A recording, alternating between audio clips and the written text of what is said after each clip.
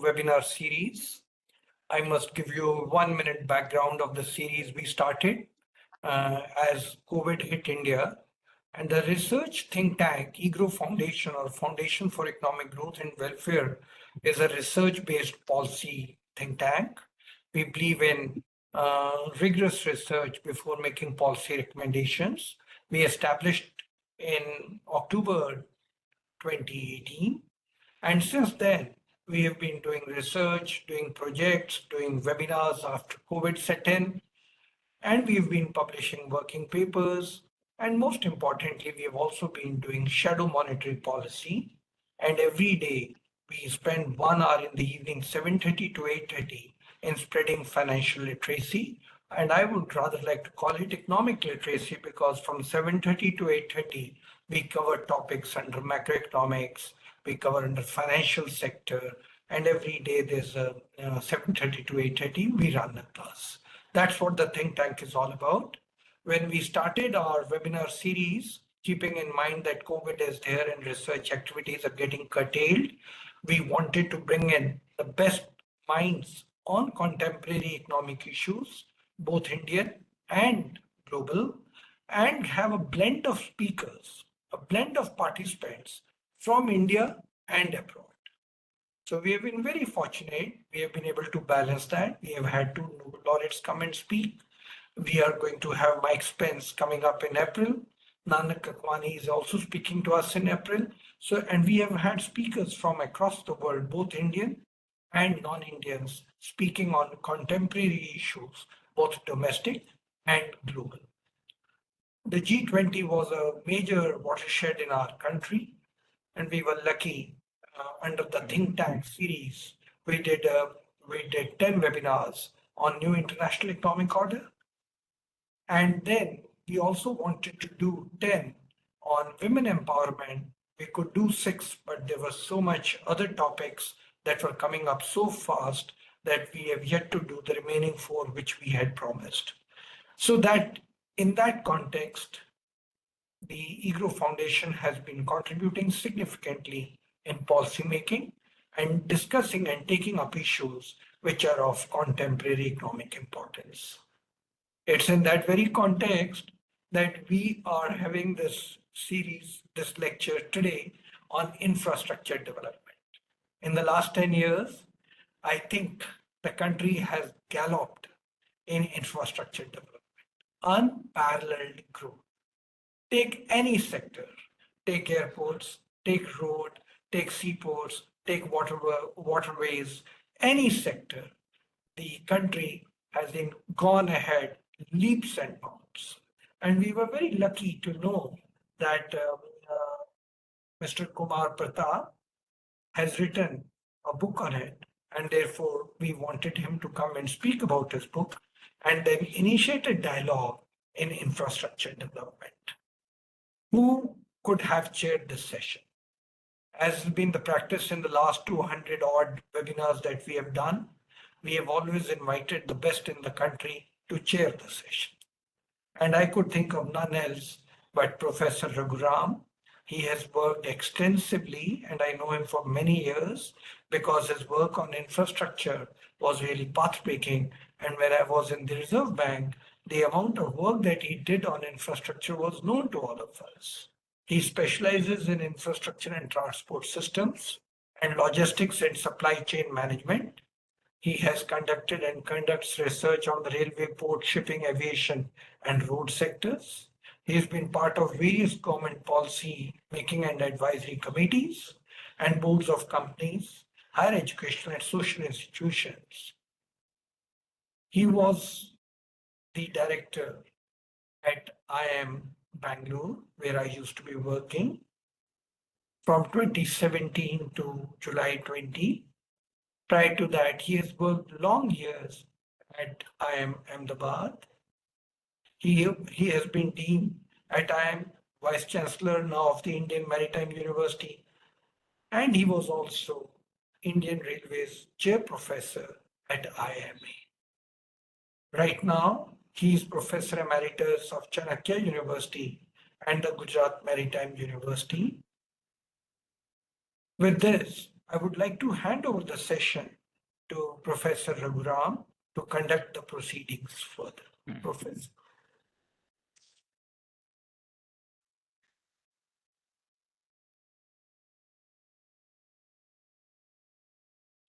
Yeah, thank you very much.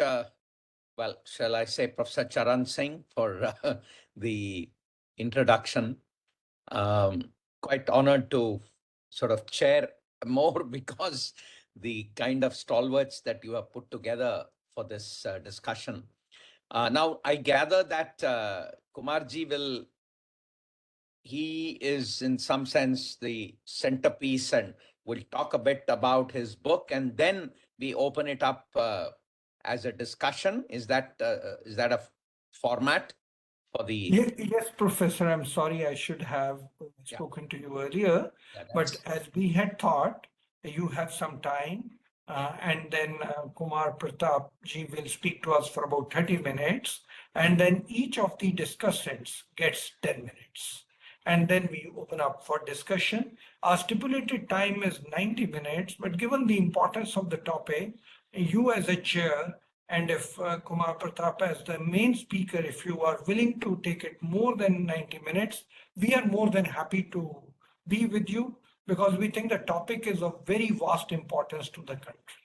And that illustrious list of discussants, each one brings to the table something very important and new. Each one of them is a stalwart in their own right. So even if it extends beyond 90 minutes and you as a chair permit it, we will be open to it. I mean, I'm okay if the participants are okay. I think 90 minutes looks reasonable, to sort of target. I think hopefully, we don't have to go beyond that. And if Kumar Pratap is okay, we can give him 30 minutes. Are you okay with that? Before I'll do the introductions and have a few opening remarks. I believe it's okay for Kumarji to. I'll take about 45 minutes. Okay. Oh, you would like 45 minutes? Yes. Okay. Thank you. Okay. Fine. So let me just introduce our panel here. Pratap, Raghu, I'm just not quite sure whether this is just me. Was everybody able to hear Pratap clearly? Yeah, he said he wanted 45 minutes. Yes, we can hear. Yes, yeah, okay, sure. Must have been some audio problem at my end. Sorry. Okay. Sorry, Raghu. Yeah, go ahead. No problem. Okay. So we actually have an illustrious panel, some of whom I know from before. Well, of course, our chief guest for the day is Kumar Pratap, who is a former IAS secretary to the government of India. And prior to that, he served at various departments and various capacities in the government of India. Has been a visiting professor at the Indian School of Business and delivered talks at various reputed national and international institutes. He formulated certain important policies of the government and as his capacity of being a member was instrumental in preparing the India's first national infrastructure pipeline, which in some sense is kind of providing a framework for the infrastructure development in the country. He had led the Indian delegation at the G20 Infrastructure Working Group meetings and contributed extensively to the G20 principles for quality infrastructure investment. He was also on the board of directors of many national and international companies of repute. He has published extensively, both in journals and books. Maybe just a word on what do you do now? I mean, because it says former and was and. Right. I'm a professor of practice. I'd be joining shortly full time. At the moment, I'm teaching in Management Development Institute in Gurgaon. Oh, so you will be joining MDI as professor of practice? No, this will be a Chandigarh-based organization, educational institution. I hope to join from the 1st of April. Very good. All the best. Okay, so We then have Mr. Kamalkishore Jani, who's presently, I mean, he's from, well, Gujarat from his background, associated with companies here as independent director. Prior to that, he was the executive director of IDBI, where he served for 34 years. Also, he served other companies like Saurashtra Chemicals, Gujarat State Financial Corporation. So he's on the board of companies like GHCL, which is also a Gujarat-based company, and NHB. Yeah, he's a regular faculty to the IDBI Staff College at Hyderabad and a visiting faculty at IIT Roorkee, IIFM Mumbai, SSA College of Management, Silvassa, okay, Institute of Cost Accountants of India. He was awarded Outstanding Alumnus Award from, well, our own DDIT here, one of the top-rated engineering colleges nationally, and of course, in Gujarat at a place called Nadiad. Well, and then Partha. So Partha Mukhopadhyay joins the Center for Policy Research in 2006. And he was previously part of the founding team at the Infrastructure Development Finance Company, with whom we worked very closely while, I was at IIM Ahmedabad.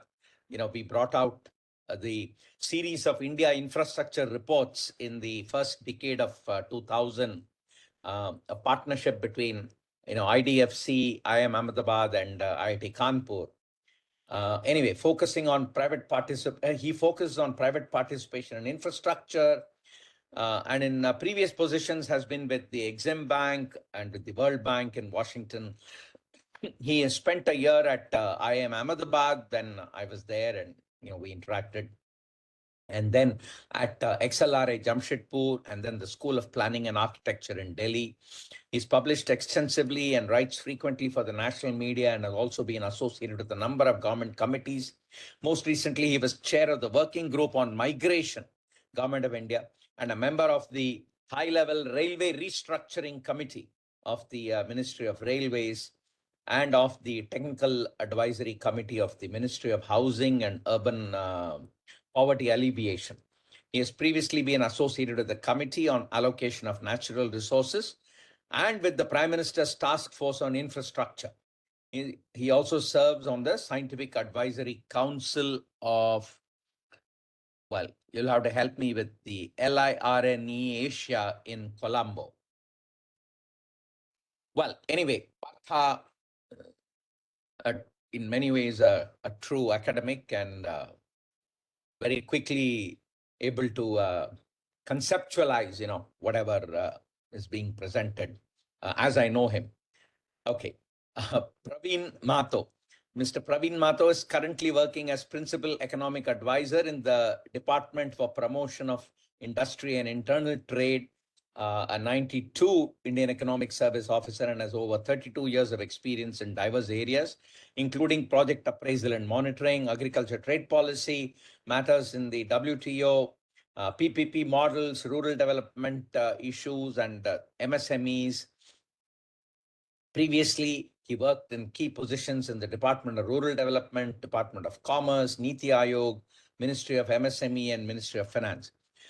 During this period, he was closely associated with the committee to study the performance of states and governance issues in Magnarega, the PM's task force report on MSME sector, India's proposal on WTO reforms, and engineering EPC, and a hybrid annuity models for implementing highway projects, So, and finally, we have Subhomoy Bhattacharjee.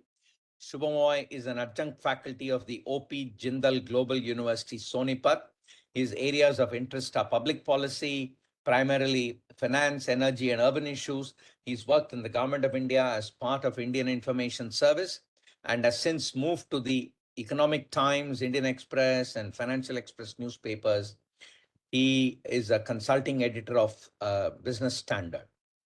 He has published widely in journals and books. His recent book, India's Coal Story, provides a critically detailed analysis on how India's coal industry fueled the British Empire in Asia, but today remains on the verge of collapse.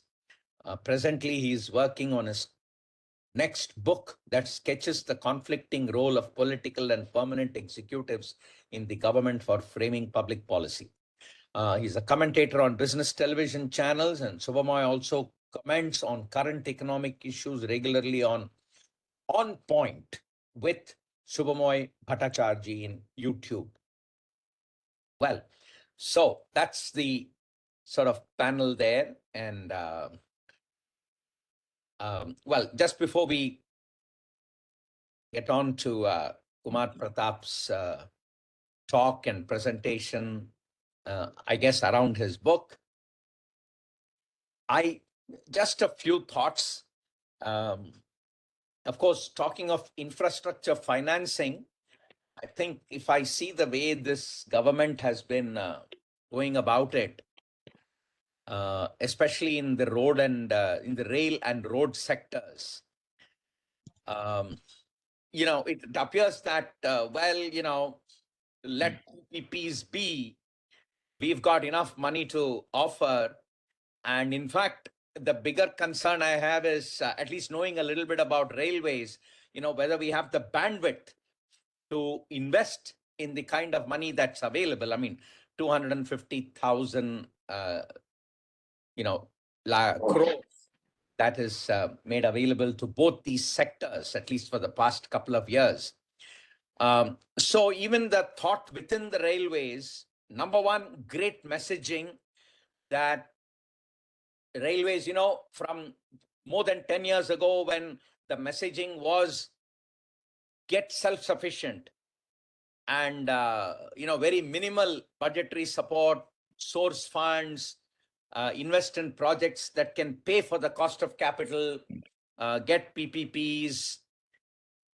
With this kind of money, number one, the message is very clear that both rail and road are major instruments of developing the nation itself. And that's what, that's how we are looking at it. And so money is not a constraint. And now, of course, what are the projects and how? And I think everywhere the visioning is big. I mean, Delhi-Mumbai Expressway or Amritsar-Jamnagar Expressway or the Samriddhi Expressway. And of course, many other roads, 4-laning or, across the entire country. So, and the same thing in railways. Ports, I'm actually less concerned, I think, in many ways. I mean, except in specific pockets, I think by and large, we have the capacity. In fact, at an aggregate level, container, which is the growing segment in maritime movement, we probably have more capacity than, and in a way it's good. I mean, ports now are going to compete, who's going to get better utilization, and thereby, service levels, quality would improve. So I think and I would say the same for airports. Of course, in fact, I have a larger concern that how deep do we want to get airports penetrating the country? Because if you don't have minimal volumes of traffic in an airport, its usage correspondingly, it's kind of a chicken and egg. I mean, you need some minimum levels of traffic. Yes, sir. And, if I have a Hubli and a Belagaon, which are just 90 kilometers apart with an excellent road connectivity, I mean, should both be airports or, and across the country. And I'm little less sure about how much of an instrument of broader development it is, because I think we have still not exhausted road as an instrument of development at the grassroots level. The other issue from a development point of view I have is, while there is, of course, great emphasis on projects and new, but our maintenance and customer interfacing functions in many of the infrastructure domains receiving the required attention. I mean, a simple thing, I continue to travel a lot by trains, and I think the attention to customer interfacing roles has gone down. I'm not sure that the toilets which have prevented open discharge, which have done a great service to railway stations and tracks, but are they doing, or have they actually worsened the state of affairs within a coach? Because I'm not sure we've got the technology right. And so, the question is, who's paying attention to these things? Or is it, oh, it's done and dusted and I got to move on to new things? So I think that's a kind of concern. And how is that going to be dealt with? So within all this, of course, is the issue of infrastructure financing. And like I said, there seems to be plenty of funds coming in. And how much we need to leverage PPPs. Though, of course, wherever quality can go up by bringing in the private initiatives. I mean, I think ports are a good example. But on the other hand, bus, I just wrote a piece by studying the Orissa bus transport, the very innovative and, rural connectivity, as well as, the urban in Bhubaneswar and some of the other parts, Rourkela and so on. And I think very clear that I'm not going to hold the institutions responsible for being financially viable, which was one of the things we always asked about road transport corporations and all. No, I'm going to get private initiative for running the buses, but fair collection, reaching out to different market segments with discounts as required, whatever, specifying routes, monitoring and control are functions I'm going to retain as government. And, we'll go all the way out in providing excellent bus services. And if there is a deficit, the revenue is only going to cover 50%, 40% of costs, so be it. So, and I think that's the mindset. And, so anyway, with this sort of painting of the picture and what I think could be challenges we can extract out of it, I would now, hand it over to Mr. Kumar Pratap to take it forward. Thank you, Dr. Raghuram. And I have a small presentation, so I'll start sharing that. Sure.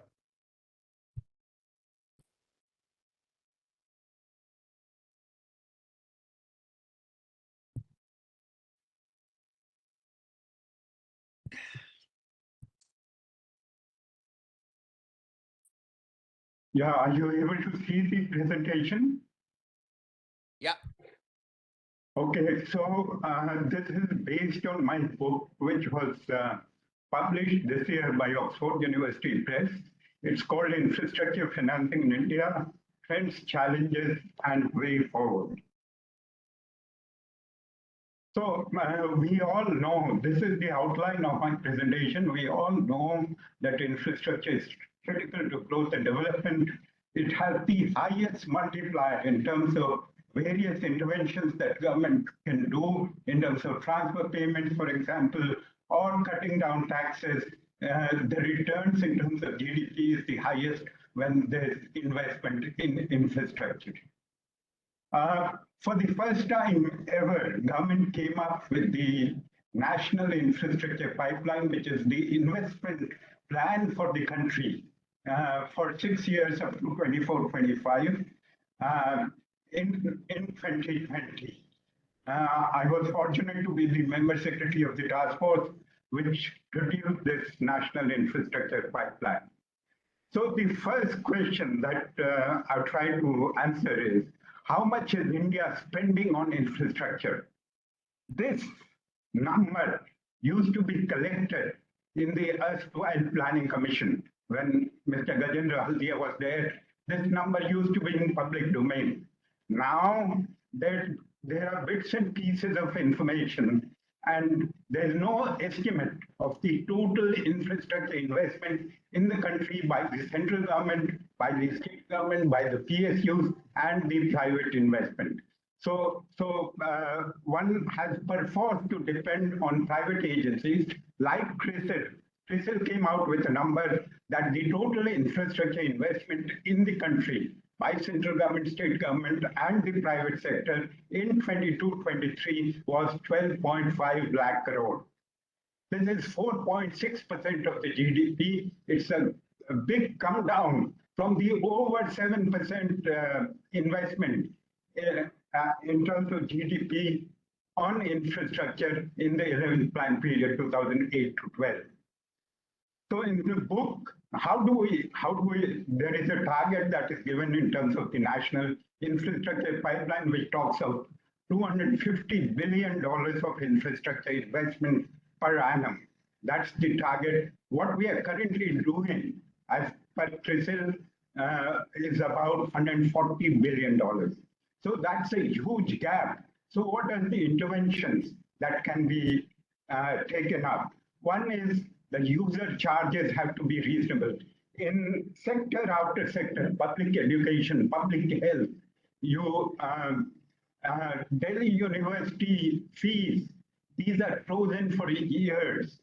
Metro rail fares, there's a loss of 23 paise per unit of electricity supplied in this country.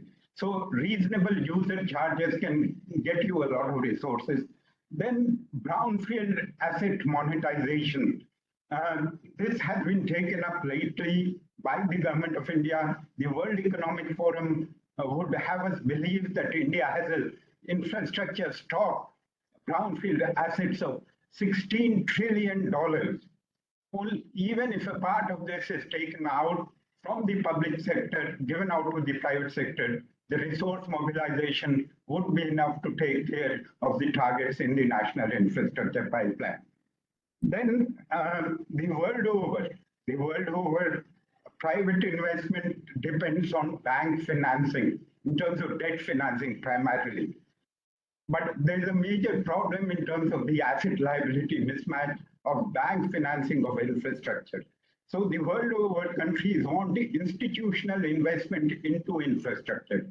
They're both supply and demand factors which attract pension funds to infrastructure. We'll see that the number in terms of overall portfolio of pension funds into infrastructure is close to only 2% right now.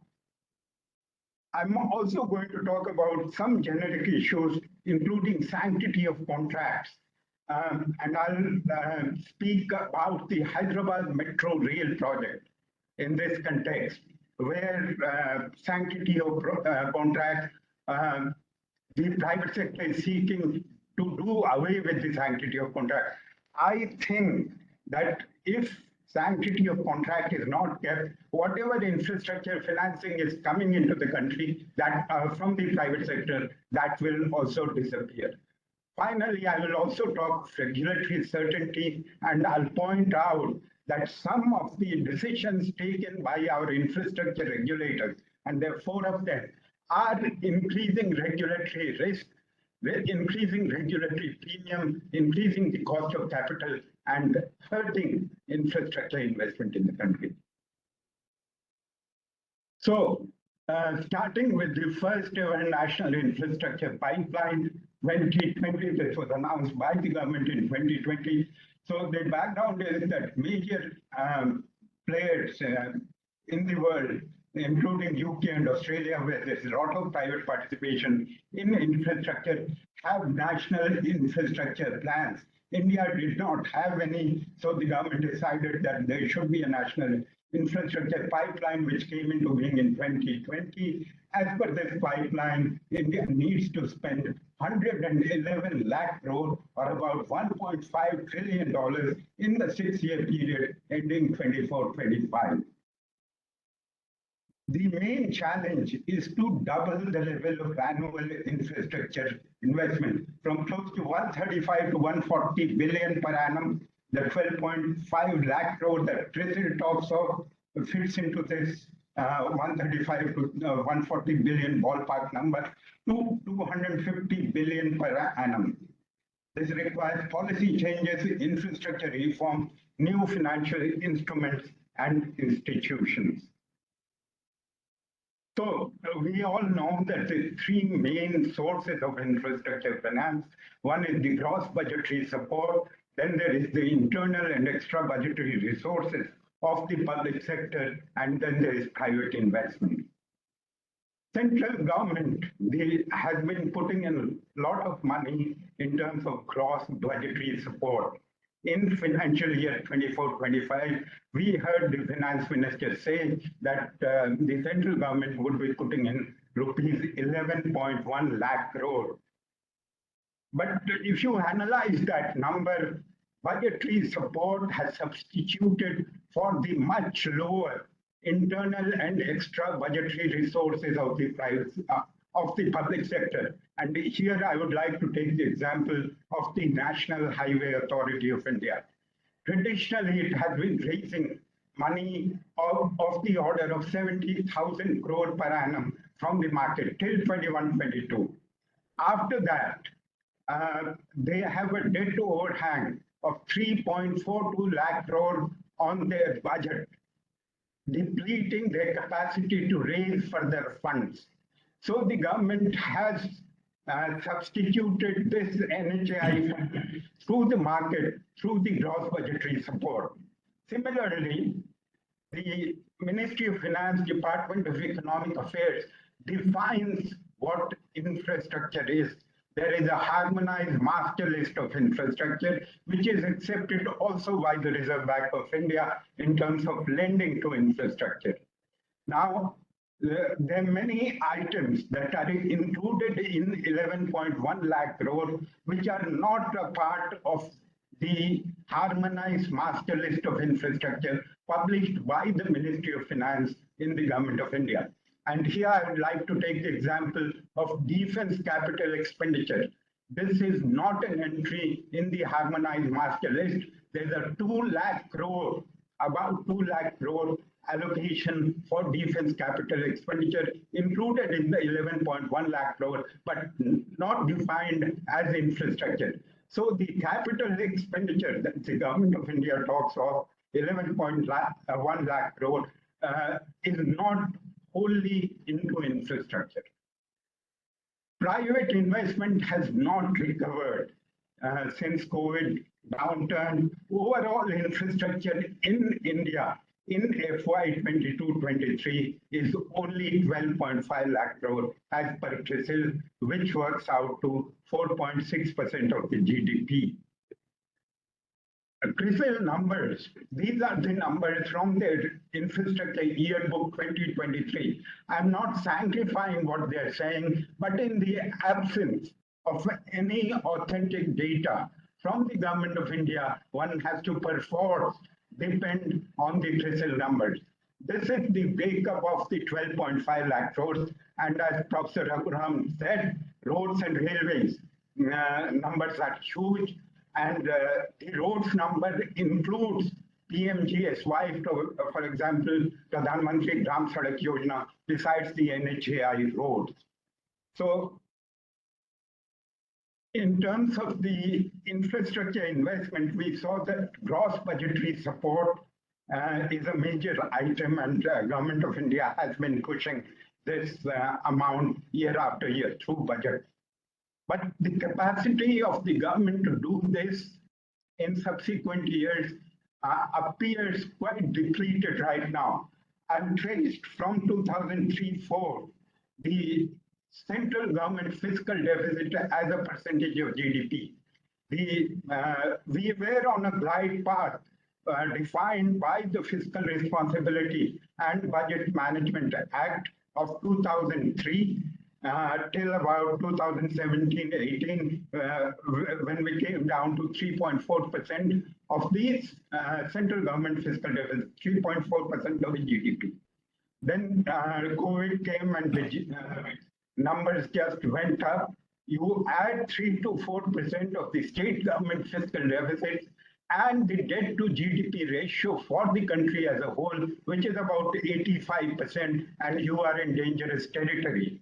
So the trend line has a positive slope, mainly conditioned by the huge infrastructure, by the huge fiscal deficit of the COVID year. So the government is constrained because of its fiscal position to put in more money year after year. So perforce it has to depend on private participation in infrastructure. So I was going through the numbers in the Planning Commission documents, the Niti Aayog as it's called now. The number that I got was that India spent 1.1 trillion on infrastructure in the decade of 2008 to 17. So an average of about $110 billion per annum. The rough split between the public sector and the private sector is 2:1, which is in consonance with what is the rough split of the infrastructure investment the world over. India ranks second. This number is from the World Bank's private participation in infrastructure database. India ranks second among developing countries by number of PPP projects and was ranking second also in terms of investment, but in the last year, it slipped below China in investment. So it's currently it is number 3 as per the World Bank's private participation in infrastructure database. In terms of the, this gives you the distribution of projects. India is the world leader in the road projects. We have the highest number of private road projects in the world. And as you can see, the number is mentioned here. Energy has attracted a lot of private investment, mainly in electricity generation, but little in electricity distribution, partly because of the political sensitivity of the sector. Where private investment is lacking is water and sewerage, where there is immense need. No Indian city has 24/7 water supply, and there is immense need, but because it's an underpriced sector, when you attract private investment, there would be a need for raising prices, and that is politically sensitive. Now, this traces, again, the database is the same, the World Bank's private participation in infrastructure database. And as you can see, the years 2007 to 12, maybe 14, have been the golden period of private participation in infrastructure. The blue line is the number of projects. The investment is the green line in terms of $1 billion.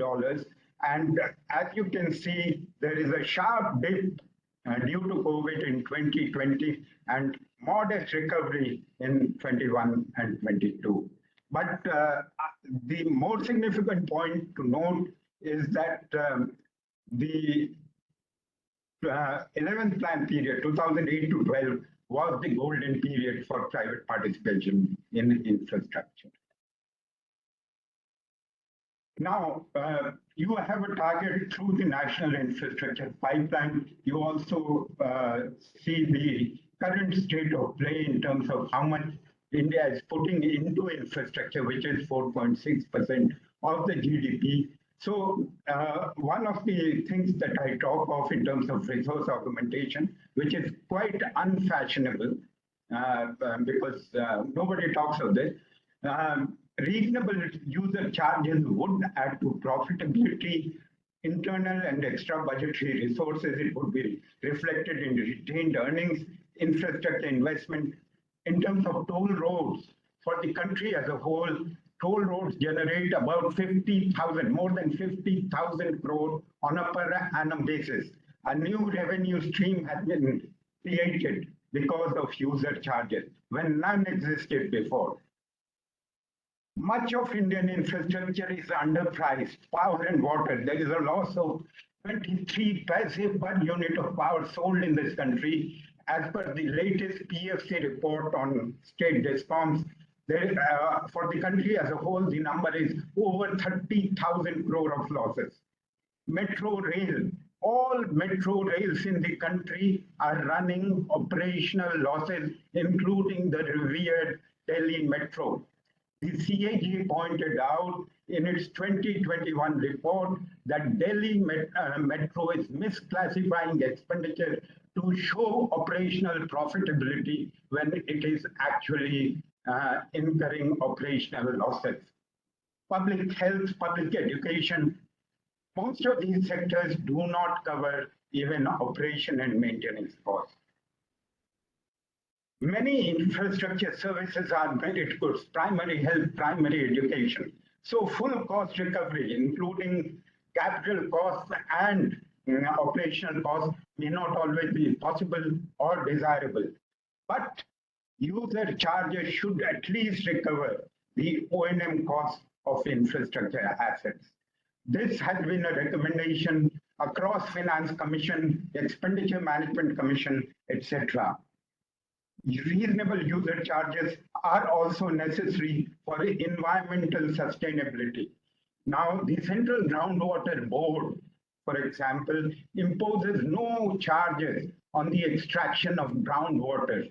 So there is, we have depleting groundwater across the country.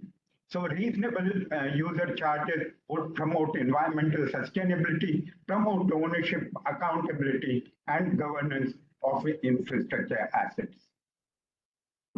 I love the metro rail sector. I studied it quite deeply. These are the numbers for the metro rail sector from their published P&L statements in their annual reports.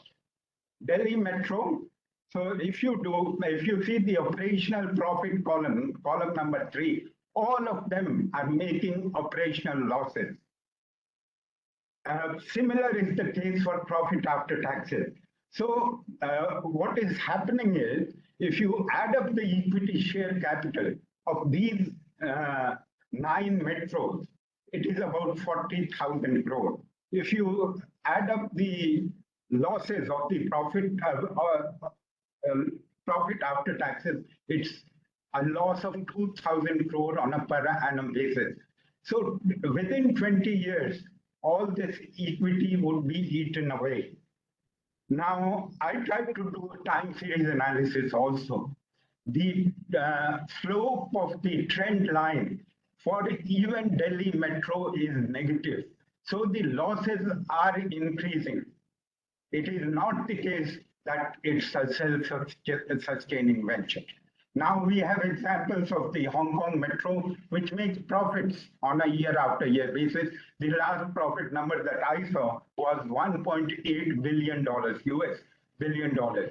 So there is a property plus real model which needs to be done here also, and we will talk about it in value capture finance. Now, I also looked at some user charges, the domestic water use charges in Singapore, Seattle, Boston, and Maharashtra. The number in India on PPP basis, rates are on purchasing power parity basis, are 1%, roughly 1% of the rates elsewhere. The thing is quite bad, worse in the some of the sectors like Delhi University Law School. The per annum tuition fee for the Delhi University Law School is only about $8.54 on PPP basis. The comparable number are over 300 times the Delhi University tuition fees. So this gives you the scope of raising user charges to make some of these utilities profitable, to make some of this infrastructure financially viable. Now, financing social infrastructure in terms of water supply, health, and education. Lately, the government has been trying to bring in private sector into health and education also. The government of India has liberalized the viability gap funding limit for urban infrastructure and for health and education. In terms of grant, this was in budget 2021, they raised the grant limit for economic infrastructure. The grant limit which Ministry of Finance gives was 20% of total project cost. For urban infrastructure, including water supply, solid waste management, this was raised to 30% of total project cost. And for health and education projects, this was raised to 40% of the total project cost. And this is just the Government of India grants. The project agency, which bids out these projects, can supplement this by another 40%. So 80% can theoretically come in through grants if the private investment comes into health and education.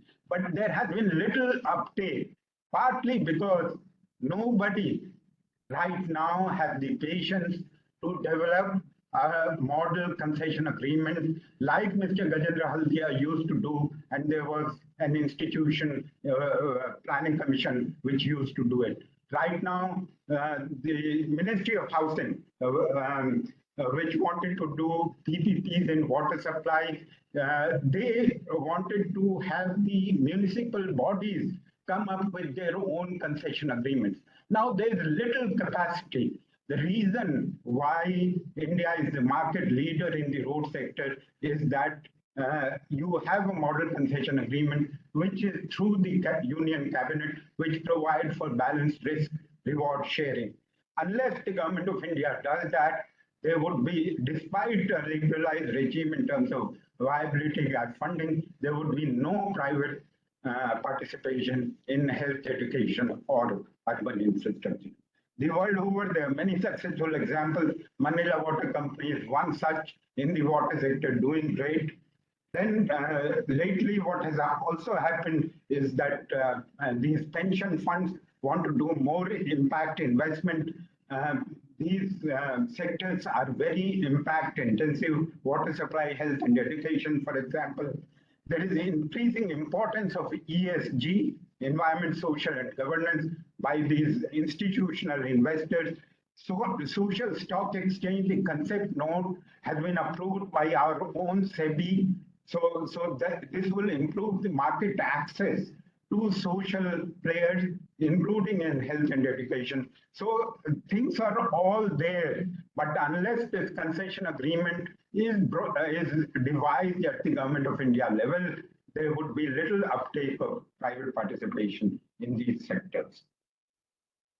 Project financing, this is the main way in which private investment occurs in infrastructure.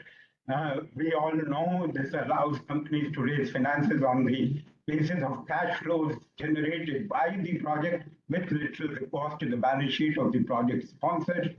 Project financing or non-recourse financing benefits project sponsors in terms of the rate of return that it can generate and third parties. So it is the main way in which private investment takes place. It enables project sponsors to undertake a number of infrastructure projects and accelerate PPI. For example, GMR is a big group, but Delhi Airport, where they are invested, there is a separate SPV, special purpose vehicle, which has been created, the Delhi International Airport Limited. The money is raised based on DIAL's balance sheet and not on the GMR's balance sheet. But this is heavily dependent on bank financing of infrastructure, which has slowed down in recent years due to the twin balance sheet problem. The NPAs have come down recently, but if we see the numbers from FY11 to FY21, this diagram gives you bank credit to infrastructure, which is the most important source of debt finance. The light green line is total investment of the banking sector, total portfolio, non-food bank credit. It's about 100 lakh crores. The infrastructure investment is about 11 lakh crores. But if you see the growth rate of bank credit since FY16 to FY21, it is less than 2%. And if you do these same numbers from FY 11 to 17, you come to a number of over 20%. So bank credit to infrastructure has dried up, partly because of the disproportionate incidence of non-performing assets in the banking sector. And this is also reflected in the infrastructure credit as a percentage of gross bank credit non-food. And as you can see, this percentage is coming down drastically year after year in recent times. So, given that there is a huge demand for resources, we need to spend more. There is a growth report of the World Bank in which Mr. Motek Ahluwalia was a member. This report came out in 2008. It talked of a number of 7 to 8% of the GDP being devoted to infrastructure. They based the analysis on fast-growing countries of East Asia. How much did they spend on infrastructure in their fast-growing years? That number, they said, was 7 to 8% of the GDP.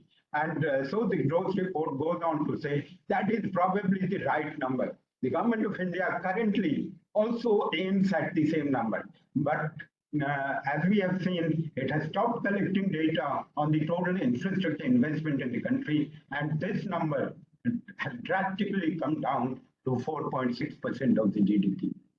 So one of the avenues is brownfield asset monetization. So the World Economic Forum would have us believe that India's total stock of brownfield assets is about $16 trillion.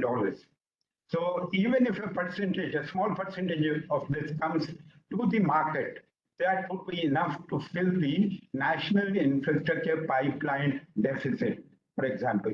These are especially attractive brownfield assets because they have been de-risked. Now, land acquisition and environment and forest clearances are the most important risk factors for Indian infrastructure. Because these are operational projects, they have been de-risked. And so there is a market for brownfield assets.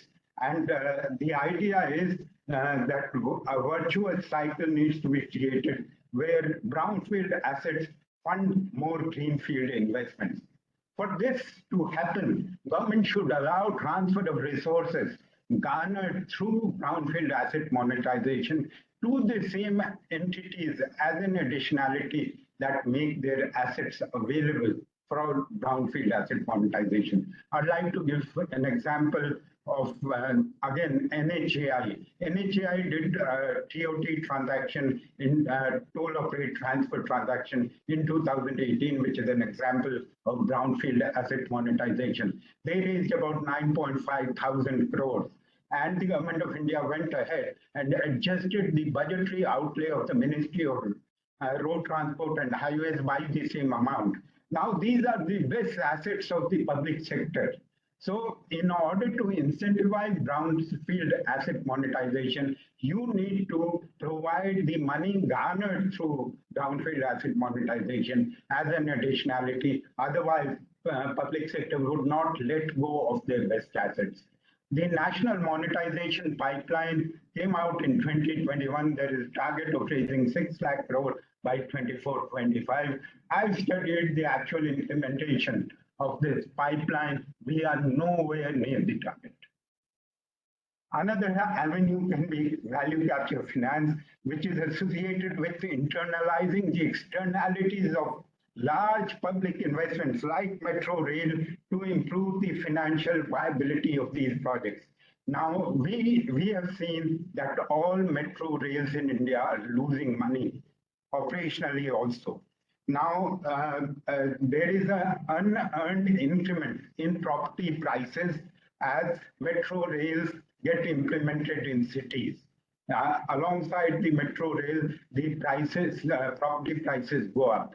So there is a need for exploiting this unearned income, and part of this funding should go to the metro rail. This is the logic behind value capture finance, and So that needs to be implemented. The Ministry of Housing already has a policy on value capture finance, but not implemented as yet.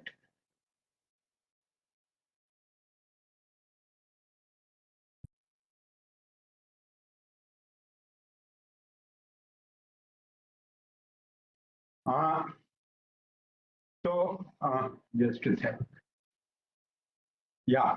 So till date, toll operate and transfer, these are brownfield assets. This is one of the main models that has been used in the road sector. So far, there have been 6 TOT transactions raising about 26,000 crore. They have done about road assets have been transferred to the private sector of 1,600 kilometers. If you compare this with the total road asset portfolio of NHAI, it's 140,000 kilometers. So they have gone about monetizing only about 1% of that, slightly more than 1%. They already have cabinet approval to monetize and raise hundreds and thousands of crores through this model. This is the this is the progress of the monetization that NHAI has done till now. Their best transaction was the first one, which was August 2018.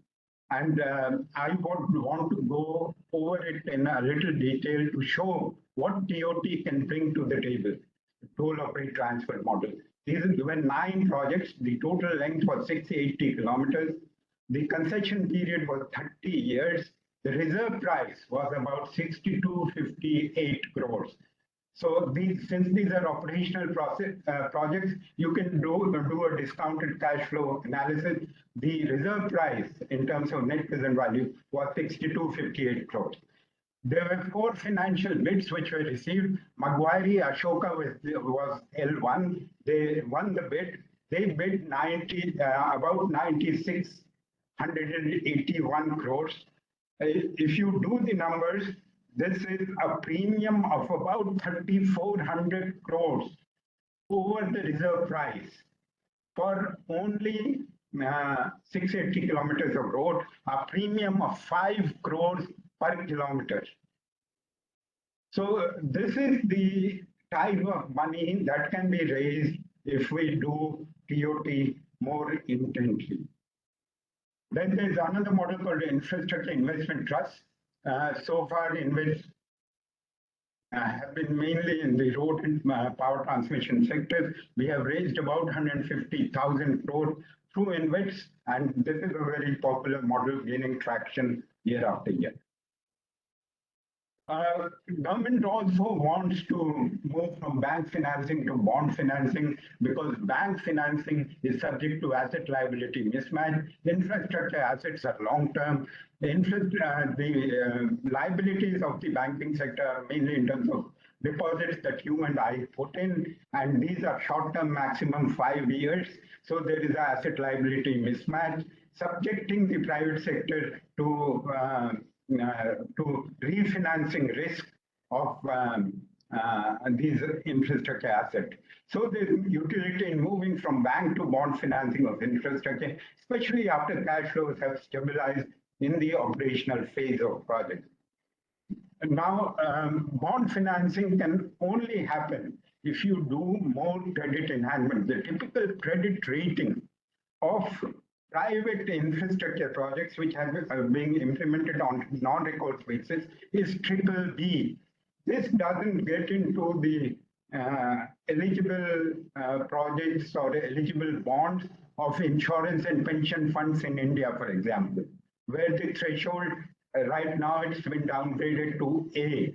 So there is a lot of difference between a BBB rating. So there is a requirement for credit enhancement, and India also came up with infrastructure debt funds, which have put in about 37,000 crore till now.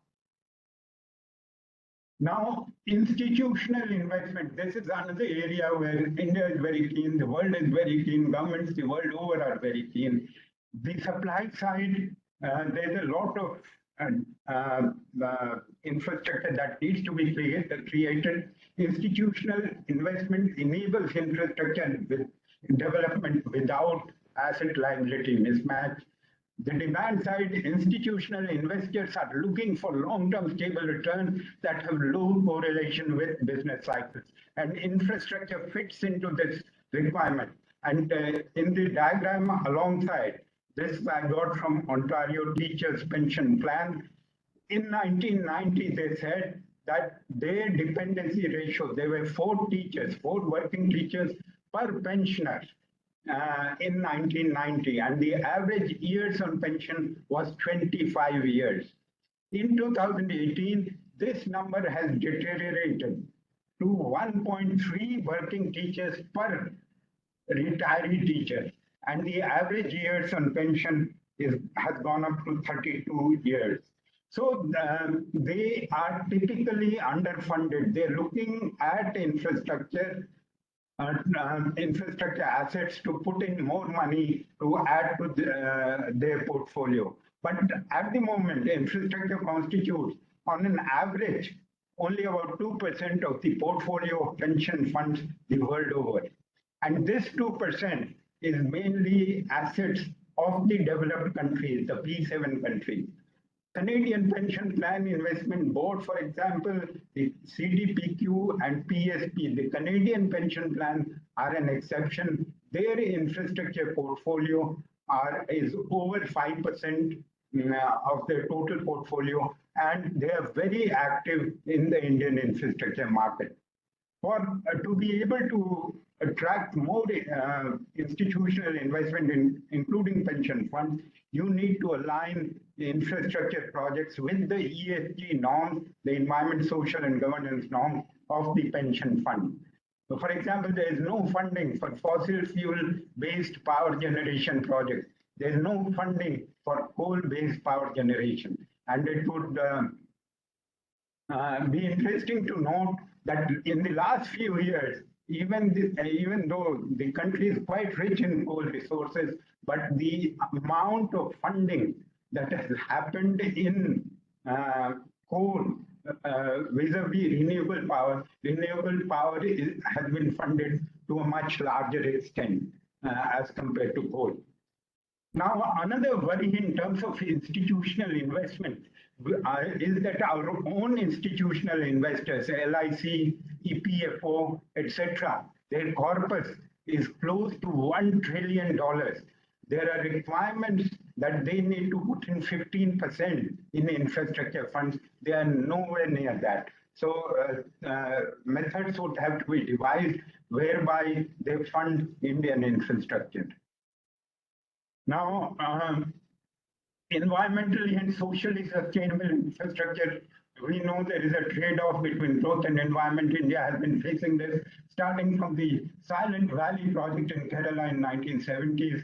Now there is environment impact assessment and compensatory forestation requirement. Now, all financial institutions have voluntarily adhered to equator carbon and climate principles, which means that they're funding only projects which have environmentally benign outcomes. There's no funding for coal-based power projects. Green bonds, very important for India for attaining its green targets. For example, the non-fossil fuel-based capacity of 500 gigawatts by 2030. Green bonds are very important. India is second largest in the emerging markets in terms of green bonds, but nowhere near China, which is the leader. Exploitation of renewable energy sidesteps the traditional trade-off between growth and environment. Infrastructure financing needs to be ESG compliant in order to attract investment. Again, in terms of socially sustainable infrastructure, there's a large gender gap in infrastructure, which limits inclusive outcomes from infrastructure investment. But things are changing because the government of India has prioritized many of these projects like the Ujjwala scheme, the Jal Jeevan mission, and the Pradhan Mantri Gram Sadak Yojana, which are benefiting women disproportionately. So the outcomes are becoming more inclusive. I also wanted to talk about some generic issues like sanctity of contracts and mitigating regulatory risk. Now, sanctity of contracts is necessary because infrastructure investments are mainly sunk costs. So if you change the rules of the game Sorry, after the sale, how much more time? I mean, we are kind of running out of the 45 minutes now. It's okay, I'll wrap up in 5 minutes. okay.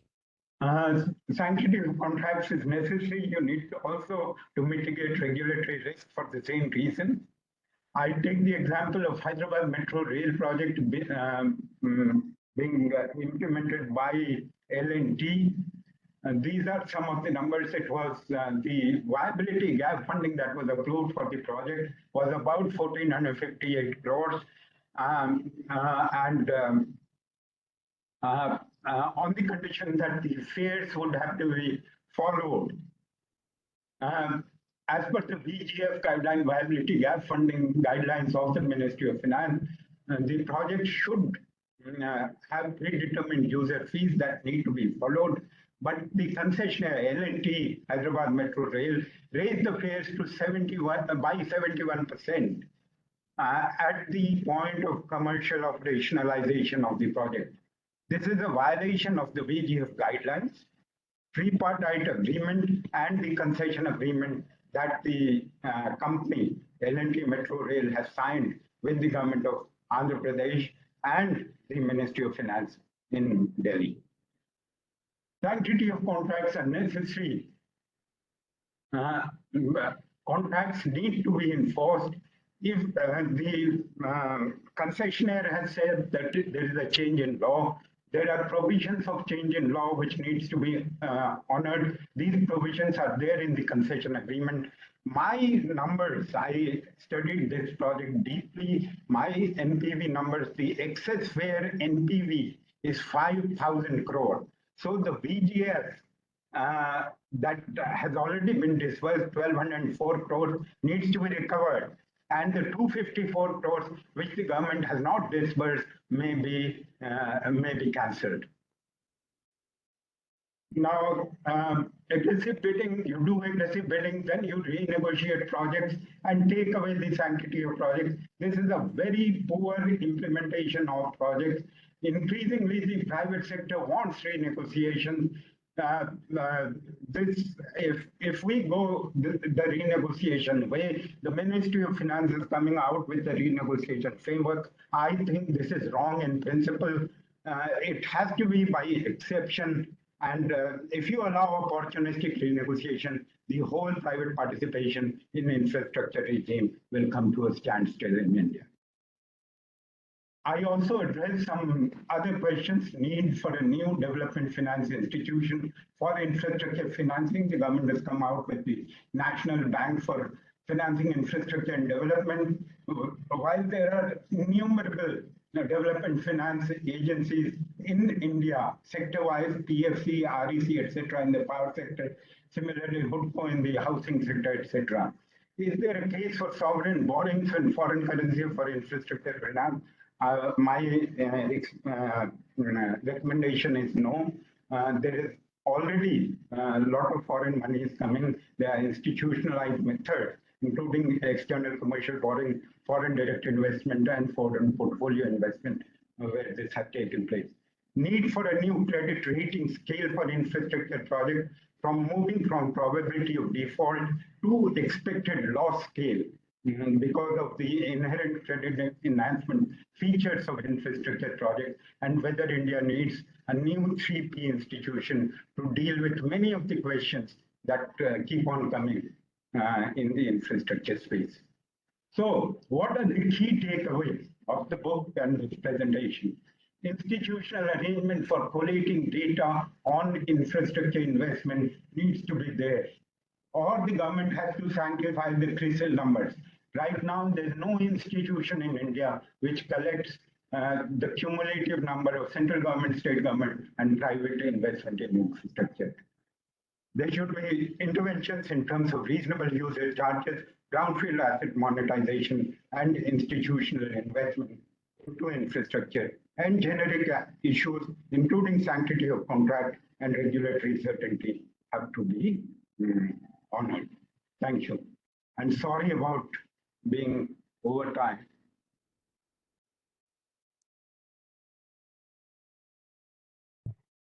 Thank you very much. Lots of issues have come up. I mean, it's interesting that even though there is a sense that a lot of money is going in infrastructure, that as a percentage of GDP, it's come down. And of course, there is a lack of transparency in the actual numbers. Then you're raising issues about user charges, of course, value capture finance, and TOT model. So lots of ways in which financing can come into infrastructure. So let me just get our other participants. So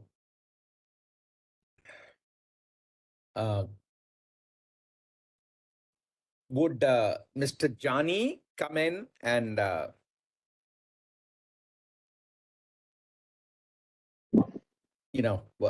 whatever you wish to. Yeah, I would like to come in. Thanks, Kumar Saab. You have covered it so nicely. The entire scenario about the infrastructure projects, financing, what are the problems and all that. But I, being an ex-banker, and I have worked in an IDBI bank, and I have handled large number of infrastructure projects. So I would like to share with my experience that what are the problems and how we should overcome that.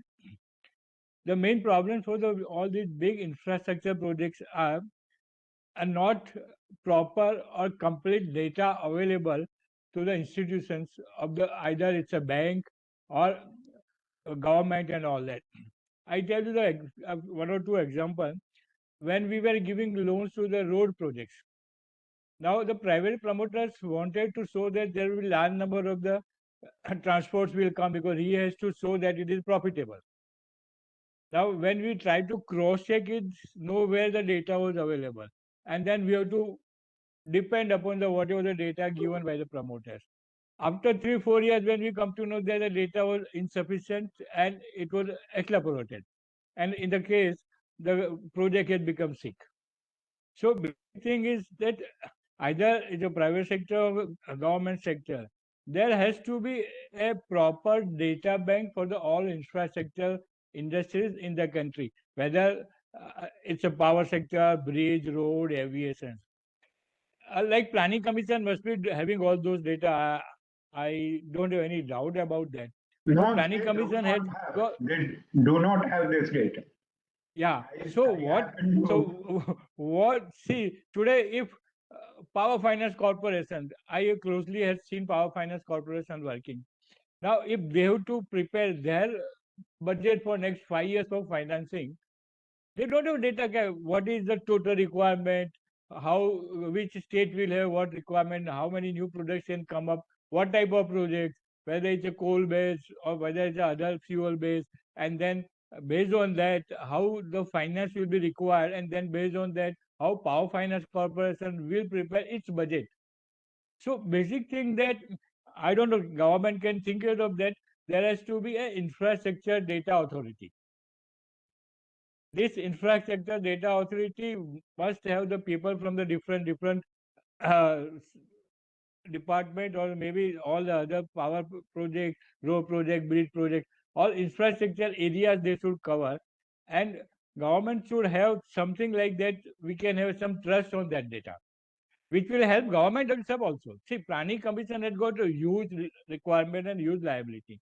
This specific authority can definitely look into the data, which will be helpful to the government also, which will be helpful to the banks also, which will be helpful to the so many other people who are going to use that. Now, we have faced this problem because whenever you prepare any project for infrastructure, there is no data. and then you extrapolate the data. And when you extrapolate the data, definitely we used to take 5-10%, but sometimes it goes to 15%, 20%. So most of the road project financed by us, they were sick, almost 90%, because the basic data was wrong. Now, another thing is that in financing, whatever model you go for the financing, all these projects had got very long repayment capacity. What banks and all they were doing, no, like any other project, we'll say that, okay, we will give 2 years, 3 years moratorium period, and then we'll start. But first 3 years also, they are not creating any cash flow, how they can go do a payment of the interest. Right. So the financing model itself is having a lacuna, whether it's a bank or now, of course, we have India infrastructure finance or NFBFL and all that there. But the basic model should take it that for any infra project, first 4 years cannot generate money even for the interest. And based on that, the model has to be there that the interest has to be paid on back-end basis. Maybe over 16 or 20 years, NAV basis you have to calculate, and then you have to prepare the repayment schedule. There is a basic problem for financing of the infrastructure project, which my own experience I have seen in the IDBI Bank. Now, we need finance. When we were financing at that time, we used to raise large amount of money internationally. We used to get at that time 2%, 3%, 4%. And then we used to give here at maybe at 9 or 10%, prevailing at that time, or maybe 12%. Today, I don't think any big infrastructure project has got that type of financing where you have a gap of 4 to 5%. But normally, you keep 1.5% profit margin for your administrative expenses, and after that, you should have at least 2.5% profit margin, so that in any 1 or 2 year it goes down, it can take care of that. So basic financing model has to be evolved, which will take care that initially the project is not capable of giving any interest for next 3-4 years. So this had happened for the large hospital Jani, project and I hotel think, yeah, project. I'm going to have to, you know, request Partha to come in. Otherwise, we'll run out of time. Yes, sure, sir. Thank Sure, you. sir. I mean, I think what you're saying is that the way the cash flows work out needs Yes. a little more understanding and the right model built around it. Thank Yeah, you. cash flow model is Partha, very important. It's very over to you, important. Partha. Second thing, we have to create the market, like municipal bonds. We fail to create that market where municipal bonds, which can be traded actively in the stock market. If that can happen, I'm going to request many. Partha to come in, Mr. Jani, please. Huh? Yeah. No, I'm going to have to ask Partha to come in because we are running out of time. I will finish. Yeah, thank So, you very much. and second thing, that all infrastructure projects, there are two major things. And the project monitoring. Project monitoring is very, very important, because almost all infrastructure projects, they have cost overrun and time overrun. How to reduce that? There are many things which can be done. And ultimately, I would like that government should have something like infrastructure project implementation authority. All these large projects which is being taken either in the private sector or public sector, they have to have some authority which can be monitored. Otherwise, all these big projects, nobody knows who is monitoring and nobody is responsible. This authority, if the government of India is keeping, and then all the people who are stakeholders in that, they are pulled up and they are called for, and then said why it is being done, that will help to reduce the all our overrun in the cost and the time. Okay, That's what I Mr. would say. Jani, thank you. Please, thank you very much. Over to Partha. Thanks, Raghu. And thank you, Pratap, for a very nice and comprehensive presentation. I think I have some issues with the book, but I won't go into that right now. There's some nice, it's really something that I would strongly recommend that people read, because it's very well researched, put together, and has it's easy to read and has very nice case studies structured through, as the introduction mentions. Let me begin by quickly relating to the presentation and talking about what is positive. And I think the three headline messages at the end that were given, which is on user charges, on brownfield monetization, I think and institutional investment are all three areas in which we need to make strong movements. The big success stories in India on um, especially private investment, brownfield monetization that he mentioned, NHAI, some aspect of power grid, which has an InvIT, etc., are all where you have an underlying strong user charge flow, whether it's in highways or whether it's in power. And that is something that we must recognize. And we need to recognize that if we cannot get that story going, I don't think we should dance around and try to do a variety of workaround like value capture and so on. Most of that is icing on the cake. It's incredibly hard to do, and it's essentially contentious enough that makes projects hard to finance and makes it something that makes it harder for especially institutional investors to get in, because as the project becomes more complex and more risky, institutional investors will tend to shy away from it. But yes, brownfield assets, I think that's exactly where institutional investors, the link between brownfield and institutional is what I think is the real sweet spot that can sort of go forward in that particular structure. And TOT-like structures, if they can be done for other institutional, other sectors, would be good. However, there are two fundamental issues I think that I think need a bit more attention. One issue is, I think, was evident in Mr. Jani's comments. I think our banking sector, especially our public sector banking sector, still is not comfortable with a situation where they have to rely upon the implementation capacity and monitoring capacity of the private sector. They are doing that entirely in industrial finance. They are not, however, somehow there is this sort of Chinese wall between the industrial finance people in the banking sector and the institutional finance people in the banking sector. There's obviously an issue about tenor, and I'll just come to that in a second. But there is a degree of lack of confidence in the private sector's ability and the ability to pick and choose between good and bad implementers that is there already in abundance and display on the industrial finance side, that I do not see in the banking sector on the private finance, on the infrastructure finance side. I think that the whole issue of an asset liability mismatch is a little bit of a red herring. And the reason I think it is a little bit of a red herring is, yes, individually, all of us have essential liabilities, which is the bank's promises to us, the deposits that we're putting in are short term, are much smaller term than the asset side, which is the longer term asset. But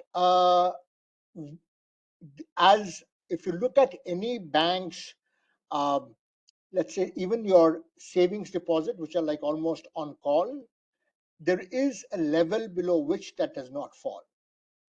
And consequently, that is the level which can be seen as essentially longer term availability of funds. And banks can take their own judgment calls about, so it is not individual assets, individual liabilities may be short term, but the collective liability has a much longer term character than what you have in individual short term liabilities. And that's what I think it is a bit of a red herring. And banks need to be able to sort of, and maybe there is some regulatory issue with the RBI that needs to be worked out. But I think we can certainly take a look at that story. That said, I don't think banking is where the real action is, as perhaps sort of pointed out. The real action is in the institutional investors, pension funds, and that's growing, especially with the NPS and structures spreading into different areas. And we need to be able to, and there I think we definitely have a serious shortage of capacity for that will allow these institutional investors to invest in these assets. And that, I think, is something that is a call that needs to be put together. The second place where I see a problem is with the government. Government still thinks about PPPs as some kind of a financial bridge, or we don't have the money, hence we need PPP, which I think is precisely the wrong reason to get a PPP. Because fundamentally, if you can do a PPP, you essentially have the money, because as Pratap pointed out, these are recourse finance, which means it's on the cash flows of the project that you're essentially spending the money. If you're talking about a VGF, it's on the partial cash flows of the project you're putting in the money. And consequently, if it was sauce for the goose or sauce for the gander, and fundamentally what you have is the ability to finance that project. The only difference is that if the project was implemented in the private sector, you expect higher efficiency, better cash flows, more stable cash flows. And fundamentally, that's the reason why the project should be done on a PPP basis, and not because there is a funding mismatch. If the private sector is unable to bring in or demonstrate that level of efficiency, which gives it a premium to what can be done in the public sector for whatever reason. I mean, the private sector has many reasons why it might have a surplus cash flow when the private sector does not have, and we can go into that later. If it cannot demonstrate that, then I do not think the project sort of qualifies for finance in that PPP finance in that fashion, and therefore could be implemented purely on that particular basis. So it is once I think we, even after 25 years, this is a message that one has been sort of working with ever since the Task Force on Infrastructure in 1998, and we have made some progress, which I think the book points out and has many reasons for optimism. But we still have a long way to go on this fashion. And given the structure of a bureaucracy, this is a lesson that needs to be taught and retaught and taught and retaught every time new decision makers come into the system. And I think Pratap's book is going to be a very good resource to be able to do that teaching structure, but it will not sort of take away from the fact that it still needs to be done. So with those words, I know, Raghu, you said that you're running short of time. I'll hand back to the panel. Thank you, Partha. I now go over to Mr. Praveen Mahto. Thank you, EGROW Foundation, for giving me an opportunity to join this lovely session. And first of all, I would like to thank Dr. K.V. Pratap, who happens to be my batchmate, for maintaining his passion for writing, because he had a very, very busy schedule at the office. And we know that to still maintain that passion for writing is certainly something which we should all imbibe from him. So congratulations for such a wonderful book. As far as my comments are concerned, I would restrict those to mostly PPPs. See, what has happened was that when we see the 11th plan, when we say that the infrastructure financing was closer to 7% of the GDP, if we see the breakup, what we find is that it was almost 2.7% of that financing was from PPPs. And therefore, the public sector funding was again to the tune of 4.3. So, in a sense, that what we find now is that while the public funding has increased marginally from what we had previously, where we are lacking is the private sector participation in the infrastructure, and more predominantly in the PPPs.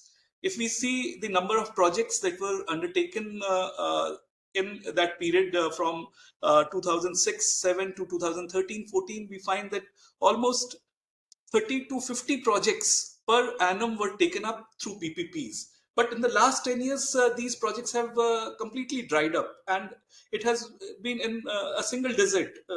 For instance, in the last, in the 23-24 till now, we have taken only 9 projects. Earlier, we had taken 6 projects, and similarly, this is the kind of interest in. So broadly, I see 2 reasons for this. One is the sectors, or basically the economic sectors like roads, railways, and ports. The problem over there is that the regulation is through contract.